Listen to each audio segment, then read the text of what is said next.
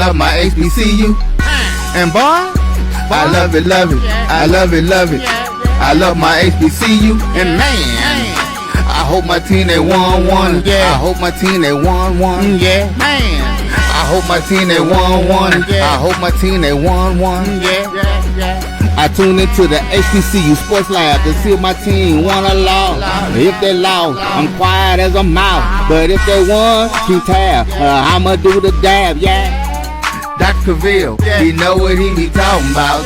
Mike and Charles, they know what they be talking about. They compress the analytic data with the hip hop. If you know them like I know them, they gon' tell you if your team, if they won or lost, and who the ball, So listen to Professor, yes sir, and pay attention, cause he gon' teach a lesson.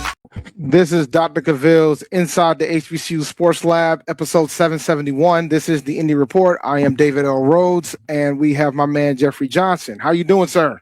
Oh, man. You know what? Trying to hunker down before this, polar vortex gets here, man. How many inches are they saying where you at? Oh, they're saying 13 to 16. Yeah.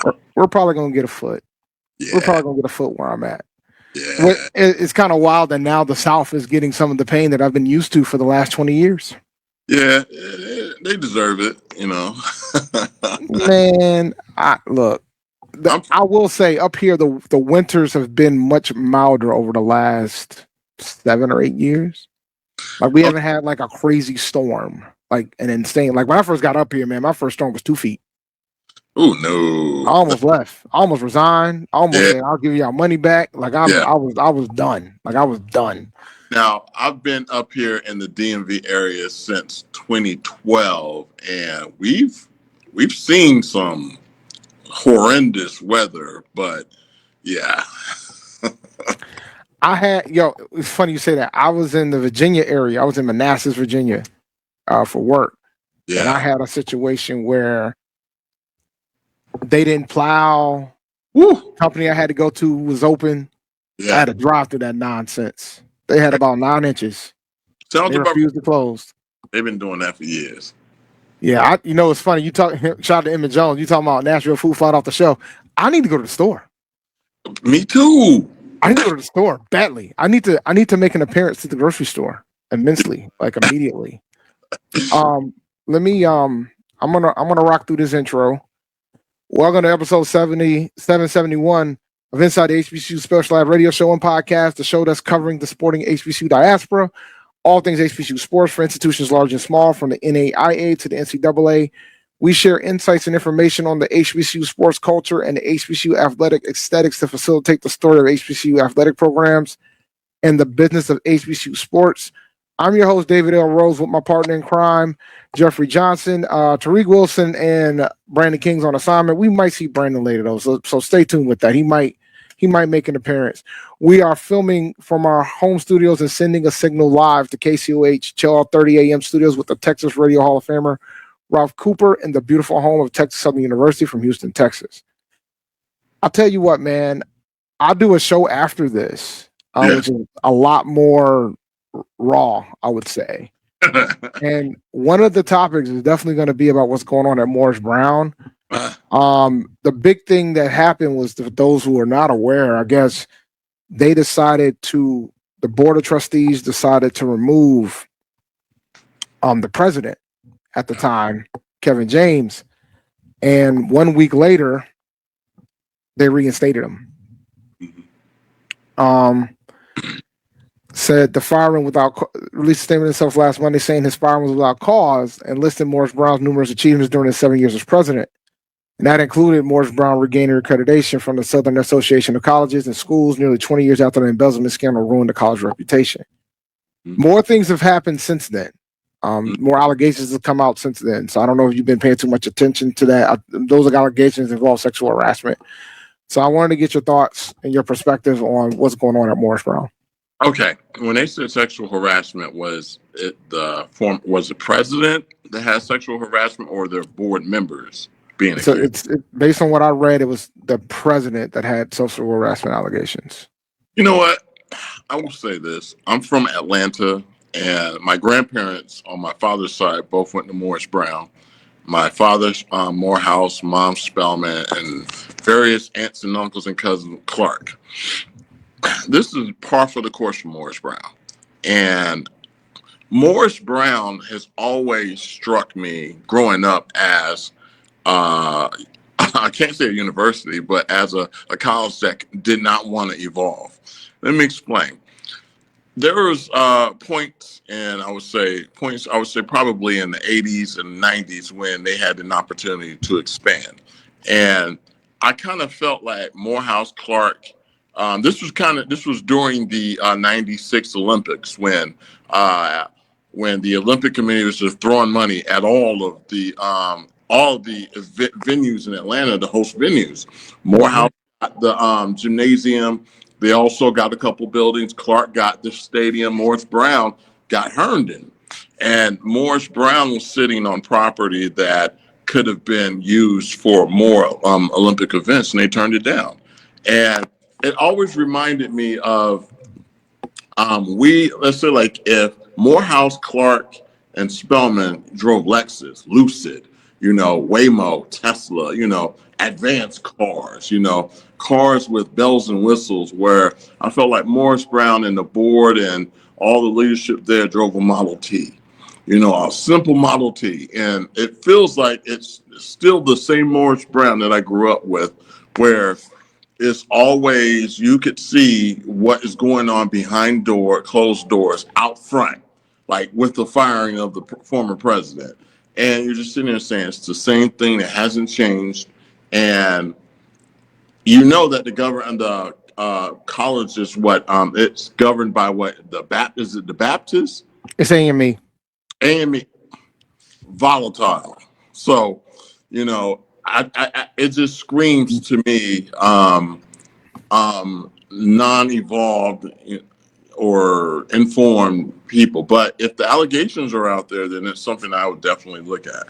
Yeah, it's interesting because I think we as a society has a habit of immediately going to outrage. So like when they first announced that he was reinstated, it was like outrage across the board, and then when they decided to release him, there was outrage across the board.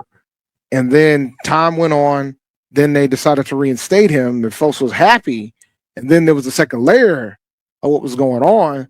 So now everybody's like sitting there, like figuring out how they're going to manage this, because based on the things that he said that he did while he was there as the president, those 7 years, he's made a decent amount of progress in getting the accreditation back, growing the student body.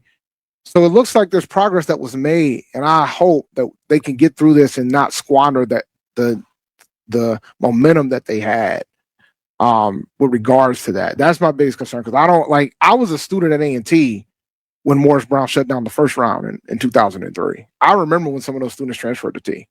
Yeah. So for me, I was happy to see them resurge. I hope the allegations are the allegations. If they did occur, he needs to get what he gets. You know what I'm saying? Yeah. I'm there. Like, and he needs to get what he gets. But hopefully, I think the initial situation was they were thinking it's a classic. The board of trustees is dropping the ball. Board of trustees don't know what they're talking about. We gotta run this one through a little bit. We can argue about whether or not the board of trustees pulled the trigger too fast or whatever the initial time.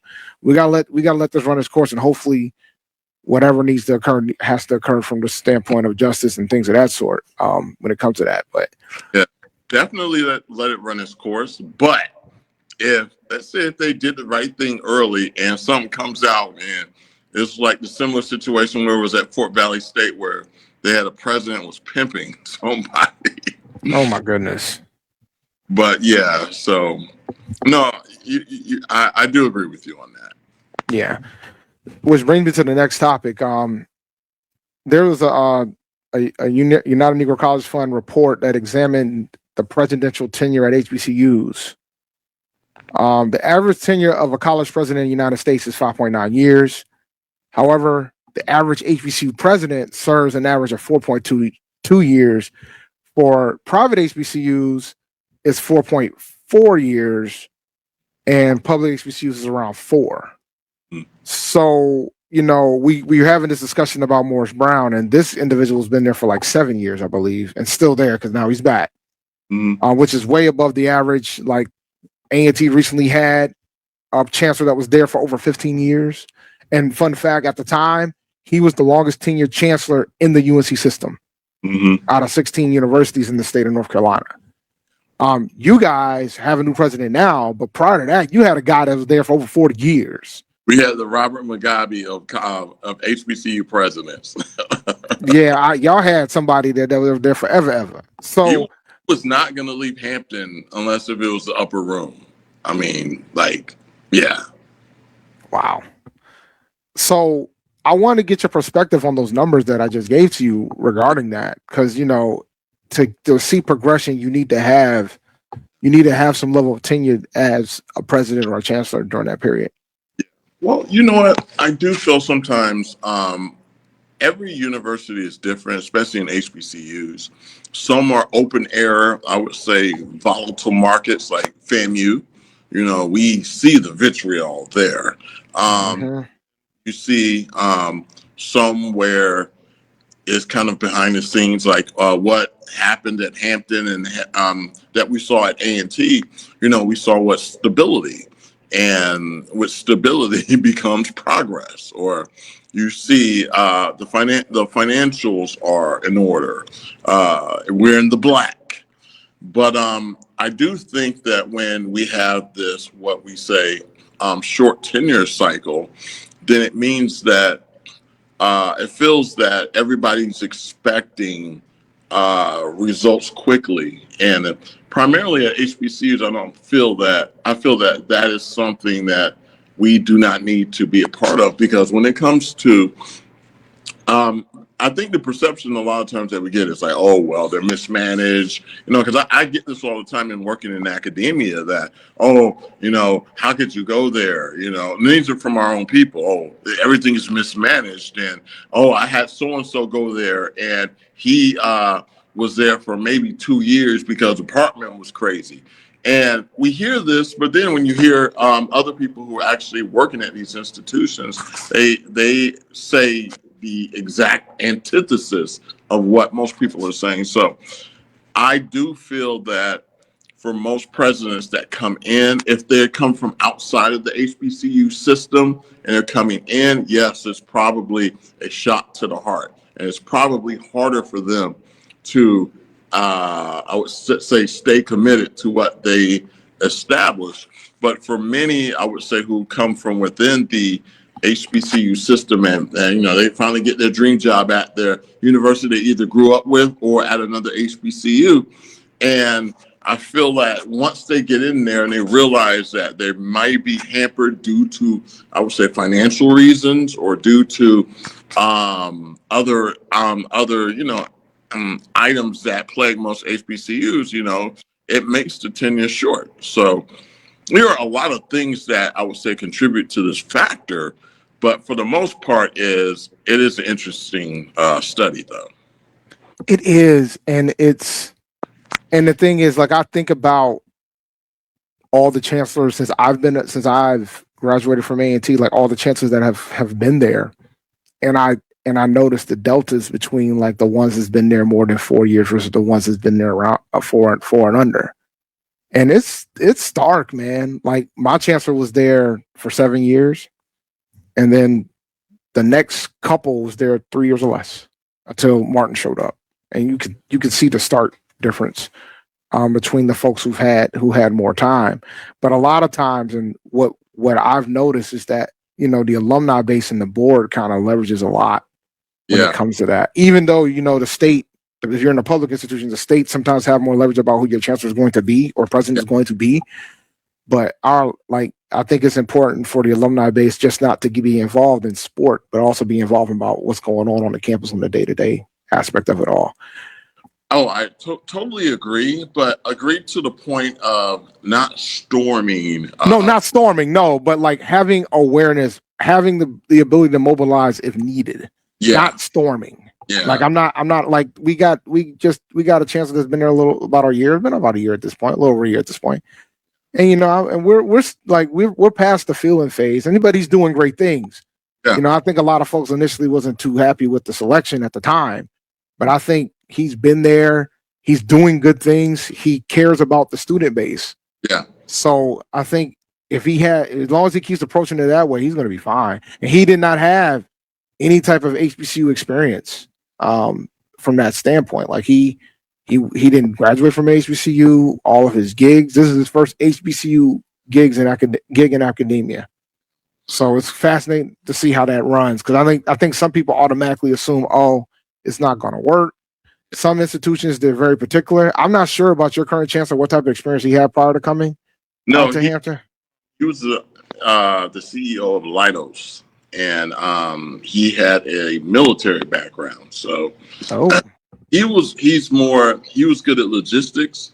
He was great at organizing, and he's great at building. So we already see what he has done. Everybody was like, he is the direct opposite of what Bill Harvey was. Bill Harvey was big shiny things that you can see.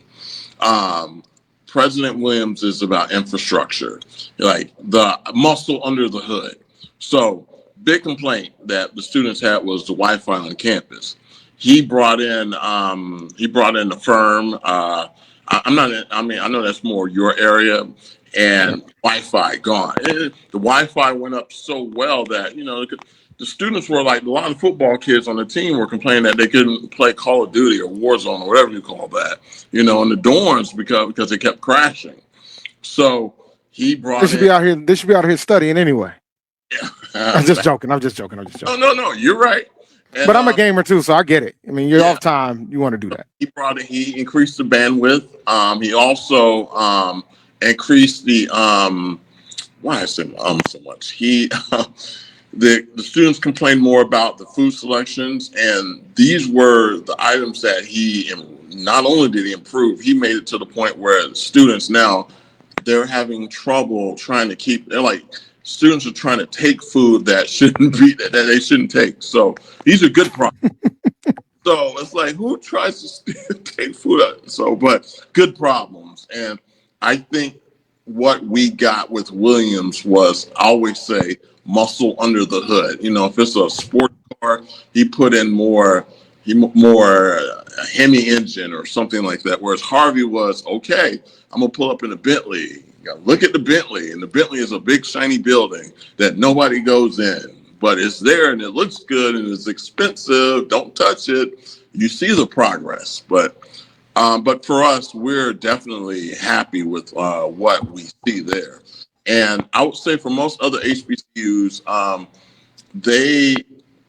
I think a lot of the times the alums have, well, you didn't come from us, and you don't know how it is, and we could be very, I would say, exclusive with the HBCU experience, and I'm not allowing a chance for outsiders to come in and be a part of it. So, and what I've noticed about what A&T has done, they let him work, and he's cooking. So now he's cooking. It took a lot of, for me, I kept telling a lot of my fellow alums to give him some time. Like, I think you got to give him some time, because I mean, you're following arguably the best chancellor we've ever had. Like, you got to get him man some time. Like, that dude, ooh, man. And I think, and Chuck got it right here. Like, I understand some aspects of gatekeeping, but I think if you get somebody in here that wants to fix things that we've complained about for decades, let them try to fix it. Yeah, that's where I'm at. Let them try to fix it. And I get shouted down about this all the time. Some of these old timers gotta go, and it's thank you for your service. We appreciate you. Please still contribute financially, but your ideas don't align with, I would say, the prospective student coming into these universities now. You got to go, or, they should not be on the boards anymore. I'm sorry. Yeah, it's definitely valid. I mean, I just had a child who went through this whole college phase, and I've seen the difference in how other people cater, and so it's very stark. Mhm. And I said it on Twitter before my daughter started coming up with her list. I said, you got to compete, man. Yeah. Especially like if your academic standards have increased, you got to compete. So there's so many pieces of the puzzle you got to compete, and I think a lot of us see it, some of us don't. Yeah. You know what I'm saying? Like I think that is very important. Yeah.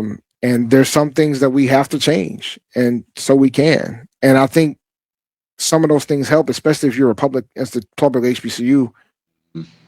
Is one thing to compete. Everybody thinks their school's the best, and as they should, right? But you got to start making the comparisons not just against your HBCUs, but against everybody. No, absolutely. Against everybody. I know we're up against the break, but I'll just say this. I had two cousins that were basketball players from Chicago, and they were being recruited by HBCUs and PWIs, Towson, Radford, George Mason, William and Mary, Hampton, Morgan, and Howard. And we went on all the tours. And out of all the tours, of course, George Mason, William and Mary, red carpet, everything. Mm-hmm. Hater, Hampton. No, we took them to Howard first. Howard, they basically just used the campus. They just saw a bunch of people, bunch of Qs doing the hops. They saw your blue fire wave. They ain't see you do your little ice. You ain't none of that. None of that. They thought we were whack, man. So. Dr. Cavil will not be pleased. Might have to take a trip down to Howard, Dr. Cavil, get them straight. Yo, no, it's funny. And they were like, why they got whistles in their mouth? And so it was total like me and y'all are just ooh. But anyway, Howard used the campus as a backdrop, like, okay, hey, don't look over here. Look over here. Don't look at look over here. And they loved that. They like the culture got them. Then they went to Morgan. It was Morgan was like a little bit less of that, but it was like, hey, we could compete, just hey, we could do this too. And I was just like, Morgan's got a nice campus though. No, thank you. They have a nice campus, man. Felt like they had low self-esteem, low campus self-esteem. Like, hey, we're coming up. No, you got this. You got this. Yo, my daughter loved Morgan campus. She loved Morgan campus. I do too. And then, of course, I was big up in Hampton. Big up. Like, oh, can't wait. And I remember they came out, the tour guide came out in a blue suit. Oh my God. The blue suit was tacky. It looked like sleazy. And they had like little stanchions where the tour guide at different parts of the campus would get on a little stanchion when they're towering over you. And I was like, this is not a theme park. What is this? And it was, oh God. And it was more about, this is the Hampton way. And I was like, this is not going to work. I said, Towson, show them, we got Chick-fil-A here. We got Panda Express here. Chipotle over here. If you're hungry, it's 24 hours. And you get it. And if you're on the team, you can eat free once a week. Selling. Hampton was all about, if you do this, you get kicked out. I was like, this is not going to work. I'll keep it a beam with you. My daughter toured Hampton twice. The first time, and she really she really wanted to go to Hampton. Like she was like begging me to take her on a tour for the Hampton for the first time. And I know we have to break, but it's fine. I'll get a break in. Yeah. And maybe if you can have time, come back, great. If not, hopefully Brandon comes. Yeah. So she was begging me to take her to Hampton, right? And I did. I took the time. I took her to Hampton, right? Yeah. And she had the tour, and she just was like, she wasn't feeling the vibes. And I said, exactly. She wasn't feeling the vibes. And then, but she still applied, and they gave her some scholarship money. So at that point, she went back for like the university day that y'all do or whatever, right? And it was a little better the second time. And at this point, it was decision time. Like she had to make a decision. Yeah. And it was good it was better the second time, but it was just, like you said, they were worried about, they talked about the scholarship that she received and emphasized what you got to do to keep it instead of talking about all the great things that Hampton is. Because I remember when I went to your cafeteria and I saw the view that you guys had, and I said, "Oh, this is how to get the students in right here." But they didn't really emphasize it during the tour. Thank you. I knew what it was, and I told my daughter, "That's why. This is why the kids come. Like that is dope. You can just eat, and you'll be right. You get eat, and you get the water. Like that is dope. Most campuses can't. A&T cannot do that. Yeah." We have, and we have a beautiful campus, but A&T ain't got that. All right. Yeah. I said, if you into that, that's dope. That is great. But you know, we gotta do a really good job selling it. Like she loved A&T's tour, and she loved more. She was cool with Morgan's tour, but then when you ask questions, then you got to remember their students too. So you got to make. That's another thing. But you're supposed to have the students to do it. Huh? You're supposed to have to. And sometimes what I normally do, and I did this in every tour. Yeah. I literally would pull the student to the side and be like, "All right, keep it straight with me. Yeah, X, Y, Z. You know what I'm saying?" And I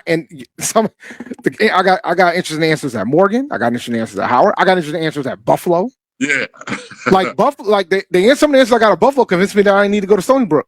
Yeah. I got some answers at Hofstra. Like I just wanted to get the real. Like I got to get the real because my daughter's coming here. Like my daughter's potentially coming here, so I need to know. Like I need to know because I don't know if I said this, but I told my daughter I get one veto. Yeah. Like I get one school that I'm going to say you absolutely cannot go to. What you said, Ole Miss? No, it wasn't even an option. She wasn't trying to go south. She wasn't trying to go too far. Smart.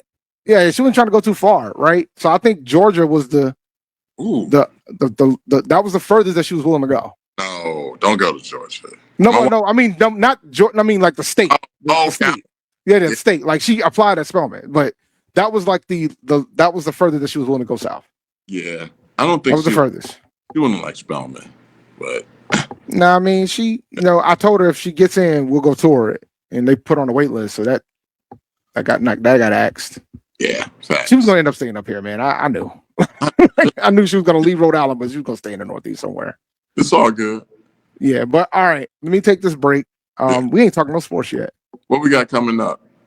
I want to talk about basketball. I mean, we had a nationally televised game during the football national championship. So I want to talk about that game. I didn't get to watch too much of it because I was watching the national championship. Yeah, but I saw the results and I saw what occurred. So I want to have a conversation about that because I got some thoughts. Maybe we can get into the whole the investigation too a little bit.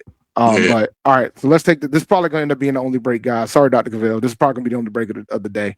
So we'll be right back after this break.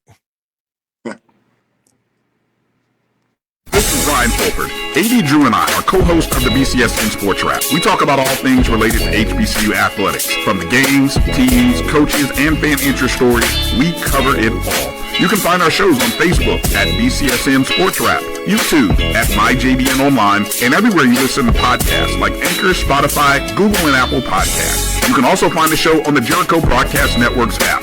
Make sure to download. We look forward to you joining the conversation and being a part of the show. From cancer care to accidental injuries to cardiac care, we all know that there are times that you can't control what happens in your life. But with Globe Life Family Heritage, you can be prepared to weather the storm when it comes. Call Dr. Beverly Eagle Rogers at 877-300-8269 or visit the website at globelifefamilyheritage.com. With over 25 years of serving communities, Dr. Beverly Eagles Rogers is here to help you and your family through difficult times. Dr. Beverly takes pride in Globe Life being one of the few companies that returns 100% of premiums to clients that stay healthy. So for more information, call Dr. Beverly Eagle Rogers at 877-300-8269 or visit the website at globelifefamilyheritage.com. To these colleges, and we have to fund our kids in these colleges, and we have to make sure our kids have seats in these colleges. Now, what about HBCUs? You mentioned absolutely. You got to fund them all, and you got to make sure they're properly funded. You know, the real reason why I went after Comcast and Charter, it didn't have anything to do with my cable networks. It didn't. What happened was a gentleman wanted to do the Black College Sports Network. Mm-hmm. in partnership with the HBCUs. Mm-hmm. And Comcast did not accept it. And that would have made a lot of money for these black colleges. Absolutely. And it would have educated the Black College Sports Network. This is what he wanted to do. That would have educated a lot of black kids. And when they didn't do that, that's when I came off the bench and said, okay, I'm going to light you up like a Christmas tree. Mm-hmm. Okay. That was the real reason why I got into it, was when I saw what happened with the Black College Sports Network, which I don't own. I just knew. Why didn't you buy it? I just knew. I just knew that these black. I like that talk. All right. I knew that these black colleges were going to benefit, and these black kids were going to get the education that they deserved and not have to pay. There's a shot. To right. It could be. Right field. Grand slam. What a shot. That's how you get hot, young fella. Thank you guys for what you do for HBCU athletics. This is a fantastic avenue for all of us. This is our ESPN, so we love what you guys do, all you guys at BCSN. We really appreciate what it is that you guys do for us. For over 30 years, HBCU Image has been more than just an apparel store. We've been a movement, a statement, a legacy. We celebrate the pride, the purpose, and the culture that make historically black colleges and universities legendary. HBCU Image, a Kenny T's. Compress the analytic data with your hip hop. If you know them like I know them, they gon' tell you if your team, if they wanna love, and who the ball. So listen to Professor, yes sir, and pay attention, cause he gon' teach a lesson. This is Dr. Cavil inside the HBCU Sports Lab, episode 771. This is the Indy Report, and I have my man Jeffrey Johnson here. All right, man. So Monday on Martin Luther King Day, we played a basketball game in Hampton. Yeah. During the national championship. Now, I will say this. Yeah. I'm very happy that the national championship next year will be a week later.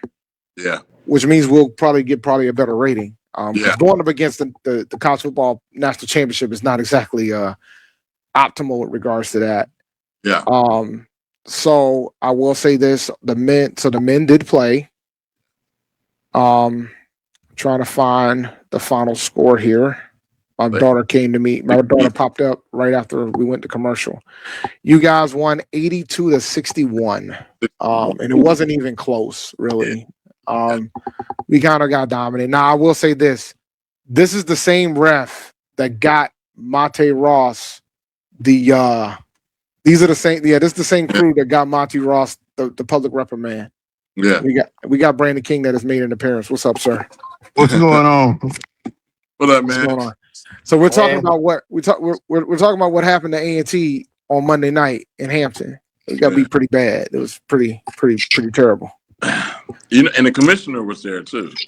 Oh, well, of course he was there. Of course he was there. No, but I would say Gaines and Eli combined for 42 points, man. Gaines 24, and man, I think that was more of a coming out party for him.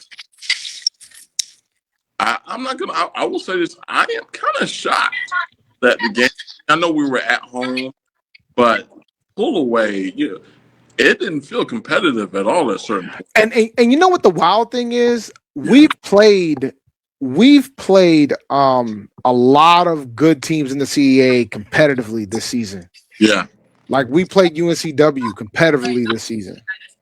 Yeah. And so I was kind of stunned. Like I'm in an Aggie chat, and we were and they were watching the game. Mm-hmm. And I was watching CFP because you remember, for those who don't know, I covered the NFL. So like I'm thinking about I'm in draft mode now since we're in off season with the Panthers. So I was watching the game, and I'm watching the score. I'm looking at the score ticker, and I'm seeing it get pulled away, and I'm like, yo, what is going on? Because I thought the game should have been closer. I know Hampton's good. I'm not trying to discredit how good Hampton is. I think they're one of the better teams in the conference. Yeah. But the way that they pulled away was very shocking. And I know the team is going through the A&T basketball team is going through some challenges right now. However, we haven't won a conference game yet. Yeah. So this was one that we probably had a potential shot to get. Yeah. And we haven't done it, right? and I want to say the statistic out loud because I want folks to get their perspective on it. This is Coach Ross's third season. Yeah. He has 8 conference wins total so far. Woo. The interim head coach in the first year of the CAA had the same amount in one season. Yeah. And he recruited a hell of a lot better too. Well, Shumpert didn't have a I think, and the thing is, Ross, I like who he brought in this year. I really do. Yeah. Yeah. And look, the positive thing is, everybody gets into the tournament, the conference tournament. So if they can figure this out before the tournament, this might be a moot point. Yeah. But there's some really good teams, man. Charleston, UNCW, like there's some really good squads there in that conference. Yeah. But we're gonna see how it goes. It is very, very interesting about how this is panning out. We're 4-1 against the MEAC, including beating number 1 Maryland Eastern Shore. We can't get a CAA win. Yeah. You know what though? It's like I still feel like the jury's still out on Eastern Shore, man. I mean, they're undefeated. How you gonna say the jury's out on them? You know what though? Like if you think about it, a lot of the programs in the MEAC right now are having down years. Besides them, Norfolk's down. Central's going to always be down for a while. So I mean, I just kind of feel like they're just good by circumstance, but they're good. They're good. I watched them. Good. Here's my take about Maryland Eastern Shore and Coppin. They should always be good in men's and women's basketball. No, I'm serious. And the reason why I feel that way is because they do not have football. True. So they should be good in men's and women's basketball. True. You can divert all your resources to that. You don't have exactly. But ain't nobody going out to Princess Anne to watch no basketball. It ain't about whether or not folks are going out there to watch basketball. Because I think Coach Hill can recruit, and I think he can coach. Well, I agree. So you serious about it. Y'all should be good all the time because you have the ability to put your resources into those two sports. Yeah. I mean, you guys got a phenomenal bowling team too. Like, you put it in basketball and bowling. Like you got it. You put it in basketball and bowling. Coppin got a pretty good volleyball team. You put it in volleyball, basketball. Like, yeah, you don't have football, so you should be able to leverage the resource. Just like there's some schools in the CAA that don't have football. Yeah. UNCW is supposed to be good. Yeah. Charleston's supposed to be good. Like, yeah. They're supposed to be good. They're supposed to be good at basketball. That's their main sport. Over at Eastern Shore. So, but I think they're for real, man. I know you don't want to give them credit, but they're for real, man. I think they are for real based on circumstance.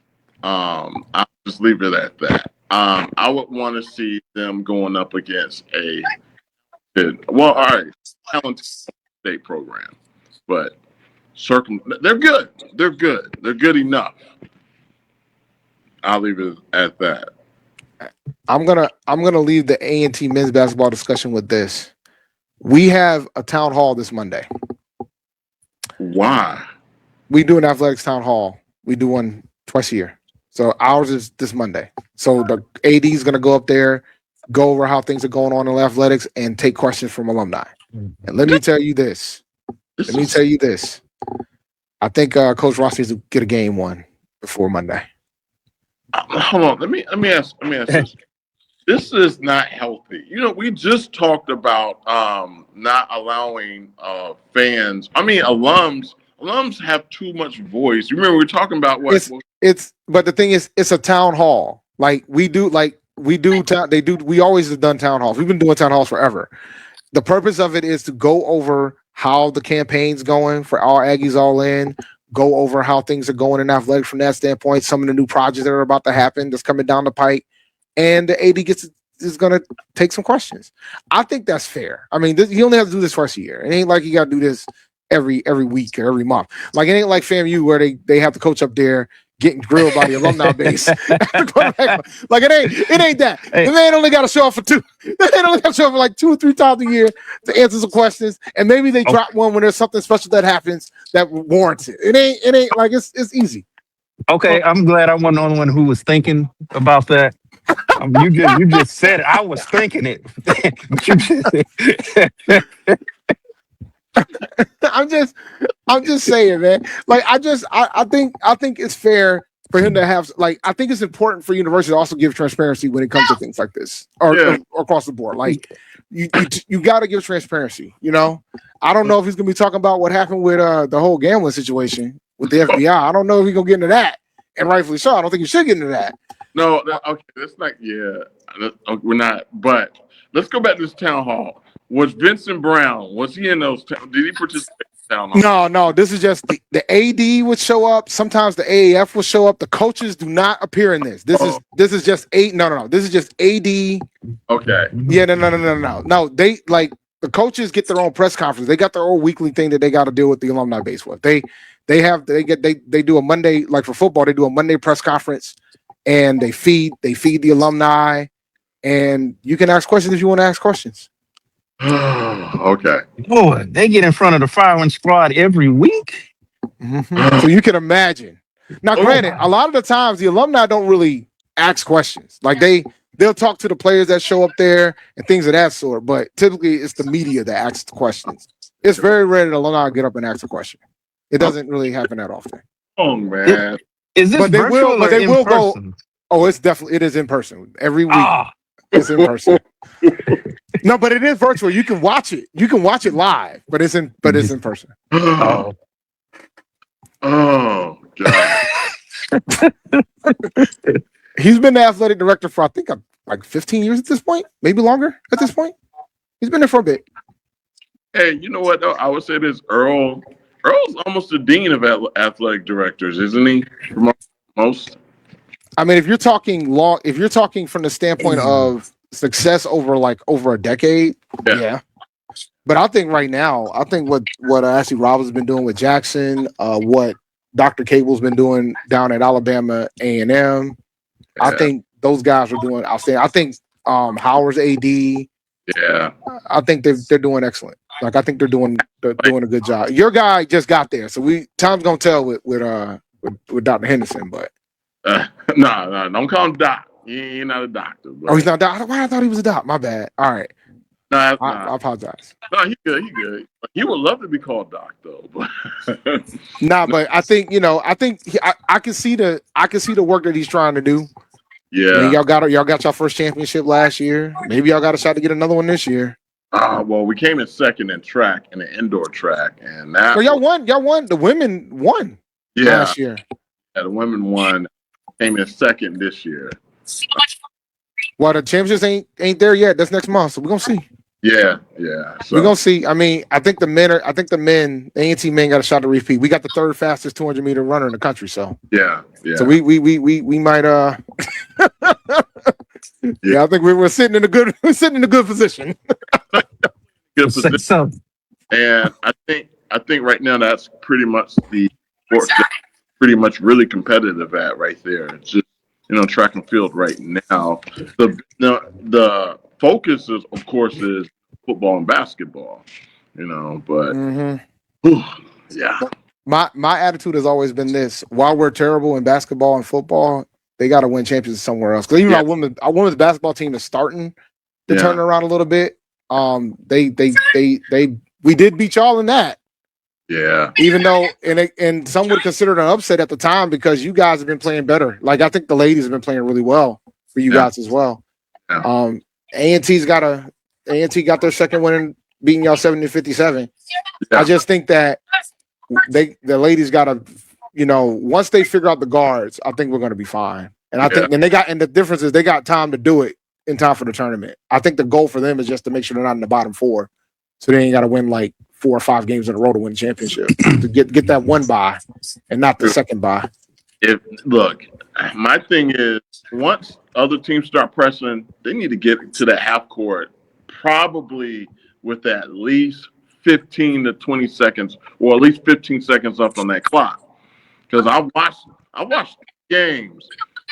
When they start pressing, they get to that court. They get to half court. It's like maybe 9-8 seconds left. You can't really run a play by then. So, you know, I'm gonna say something, and y'all gonna laugh when I say this regarding this comment about A&T should dominate track and field. The reason why a lot of HBCUs tend to dominate track and field is because we have the sprinters. We typically have, 100 meter, 200 hurdles, 400 meters. Those are the ones that we typically are pretty dominant in. we're getting them all day. We're gonna get those, but the problem is that these track and field teams and these PWIs, when it comes to winning these team championships, they got folks doing the pole vault. They got folks doing these jumps. They got folks doing all the other events, steeple chases, and all. Like they got at least one person doing all the events. Yep. So when you start adding up the numbers, it becomes the decathlon. It becomes a problem. It becomes a very problem. And they have black runners and track people too. Track and field. You know what? Too. I watched I watched another program. They had guys from Kenya. Mm-hmm. Like, where y'all get them from? Hey, Campbell, let me tell you something. Campbell had this dude that almost won a national championship from Africa, man. See, but that's the but to be fair, when we had Coach Ross, we had some folks that were from Africa too. Yeah. We had some folks that were from Nigeria. Like we had some folks that were like at that level too. Yeah. Most of them were from the States, but we had a couple folks that weren't from America. You got my guy there too, Terrence Trammell. Yeah, he does. Yep. And I'll tell you what, man. And the field has been the key to us winning these championships. Yeah. Folks out here on the shot put, doing the throws. That's been the key. Yeah. Without that, we don't win the team championship. We'll win, like I said, we'll win the dashes. Like we'll win them. Run, Negro, run. And we we'll win those. Yeah, we should. I agree, Emmett. We should, but we like outside of 400 meters, like we might have somebody that's good in the 800 meters, but past that, we ain't got folks running miles. Like we ain't got the folks running the miles and steeple chases. We ain't got those. No, we never get those. Those come from outside the country. Yeah, we got to figure out. We got to do better and get some more of those because I'm telling you, man. And I can tell you from personal experience, I was a former track runner. I was a distance guy. So I hated track meets actually because track meet I did 8, 16, 4x8, 3200. So, and I say all that to say and I was pretty decent. Our 4x8, we made it to state that particular year. It was high school. And yeah, the only school that really reached out and showed any interest was a PWI. Mm-hmm. So I mean, I guess it's something that it's running the 1600 is not sexy. Yeah, at all. It's necessary. It's kind of like the left tackle in football. You don't really notice you need one until you don't have one. It's not. I call it the parallel to the special teams and football. Yeah. So I'm gonna put it in perspective of how important. I'm gonna put it into perspective of how crazy we are so bent on sprinting. Right. When Coach Ross was the coach at A&T, he had a kid that was a sprinter, 100 meter. He was so like Ross had so many sprinters. He had to tell him to go jump because there wasn't enough. Like, if you want to perform, you gotta go jump because I need a jumper. And he ended up becoming a high level jumper. Like he made it to nationals on jumping, which was impressive. But when Ross left to go be the coach of Tennessee, he transferred to LSU. He was a sprinter, a dang good one too. Yeah, like 100 meters, dang good one, right? So I say all that to say, like, it's just not our focus, and we just got to do better with regards to that. Like, we will get sprinters all day, but we gotta get better in like having balanced track teams. We'll get some sprinters in nationals. Like HBCUs will get sprinters in nationals, but do you think we get any of those white kids? It's like we can recruit them.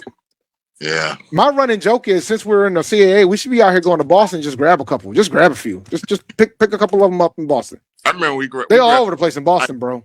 We grabbed on some of those New Jersey tight ends. They were good, but yeah. I will say this. I mean, our A&T football team right now, some of our recruits, they some big boys, some horses. That's a real sore spot with us right now, man. That's gonna be on the next one. We'll talk about it on the next one, man. That's a sore spot right now. We had 13 recruits come in last weekend. All 13 committed. Yeah, nah. Sore spot right now. Then you might see it on the internet. You might not. Yeah. Glad we got y'all when we did. Soon come, sir. Soon come. Soon come. Soon come. I don't know if you want to play us in 2028. Oh God, man. The program would be built by then, bro. Well, I would like to think we'll be on better footing by then. Y'all will. It'll be a much better game. We'll both be in a decent state of affairs by then. That is fair. But the thing is, you got to come to the borough. So that's all right. I will be there. I'm putting it on wax. I'm gonna be there. Mm-hmm. Hey man, we got a foreign exchange program, man. Relax. We already got that. We good there. we good there. It's always fascinating, because I mean we don't have our tennis team. We got international players all over the place on our athletics. That ain't there's no shortage. We got our sailing team, or that's where the ball and the volleyball team. The volleyball team all comes from Serbia, or wow.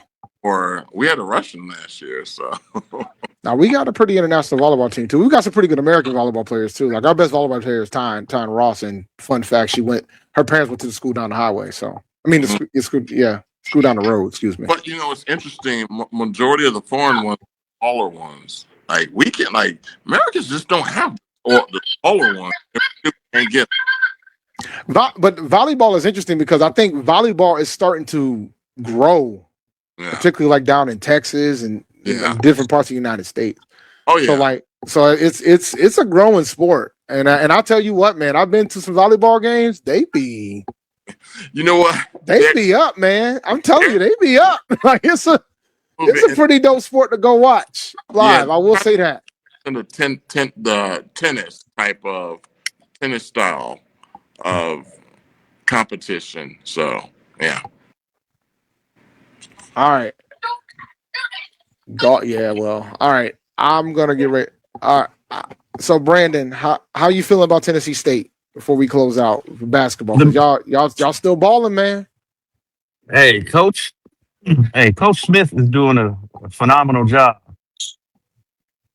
We dropped one this week that we probably shouldn't have, and we talked about that last week. But it seemed they turned it around. We had Aaron won Player of the Week for the third time this year.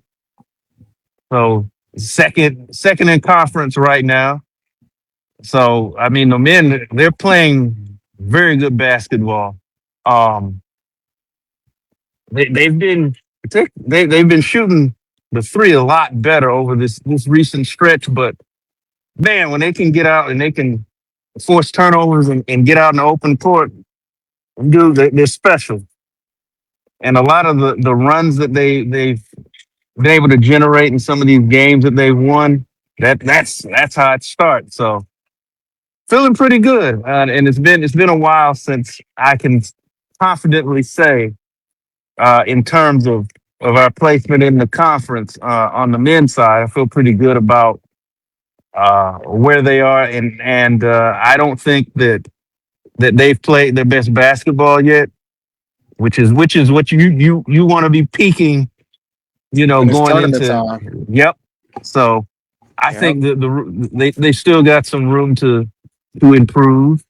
So I like where they are. Like I said, the ladies, There's still a work in progress, but like I said, I've been saying it all season.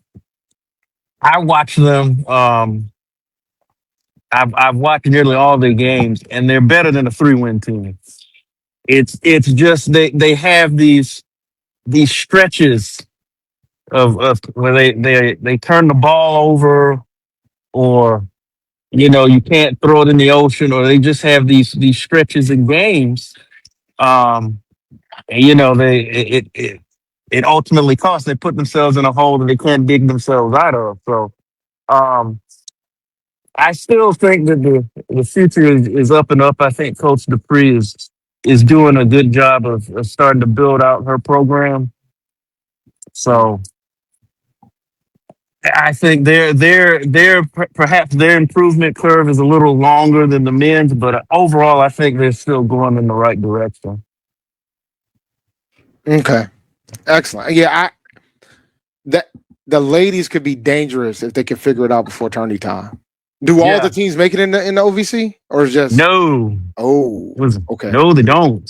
Oh, they got to figure it out very. Yeah, they got to figure it out quick. So it's I want to say it's we talked about this. Was it top 8? Top 8 out of the 10. Okay. Yeah, I think so. I think it's 8. So yeah. Yeah, it's gonna be interesting because I'll bring this up, and I know Liv will love this. I mean, the SWAC now, all 12 teams get in the tournament. So, and I'm like, that's what you want. You want chaos, man. Yeah. And speaking of, let me say this. I don't know. I watched just about every game that was on Monday, and let me say, none of them. I mean, it wasn't a clunker amongst the bunch. I mean, I was glued to my iPad from, I guess, about 1 o'clock to about 7 o'clock. All the games, both of the state and A&M games, the Howard and Morehouse games. I caught the Jackson State game. So it was some great basketball played in the HBCU space on Monday. So if that means you know what that means, you did not catch the A&T and Hampton game. I did not. You should not. I'm glad you did. I did. I'm glad you made a good decision. Well, let me say, of the games that I watched, let me because I was not. I'll tell you what, man. I didn't catch it either. I just saw the score and I was like, we're getting demolished, and we should not be getting demolished. I think this is like one of the only games that we didn't cover. We didn't cover the spread. Like, we've been playing it competitively in the conference all season, and then we just got the brakes beat off us against Hampton. It was bad. It was a rough day at the office for y'all. Mm-hmm. Yeah, I'm gonna, in about 2 minutes, I'm gonna be talking more about this on another show, but it's time to close out. All right. Thank you for listening to the Inside HBCU Sports Lab. Make sure you share our podcast with your friends and colleagues. I'm David L. Rhodes with Jeffrey Johnson and Brandon King. Make sure you check out the HU Pirate Ship at hupirateShip.com, and also check out their podcast where they go over Hampton athletics. Make sure you also check out sneakershoptalk.com. You can follow me on Twitter at champd1012. If you're into like HBCU sports, video games, Carolina Panthers, that's my spot. Make sure you follow Dr. Kenyatta Cavil on Twitter, Facebook, and Instagram. Follow Inside the HBCU Sports Lab 1 on Facebook and Inside the HBCU Sports Lab on YouTube. Dream big and continue to move forward. We'll talk to you soon. Jeff. Of course. Brandon. Lecture. Dismissed. You guys have a good one.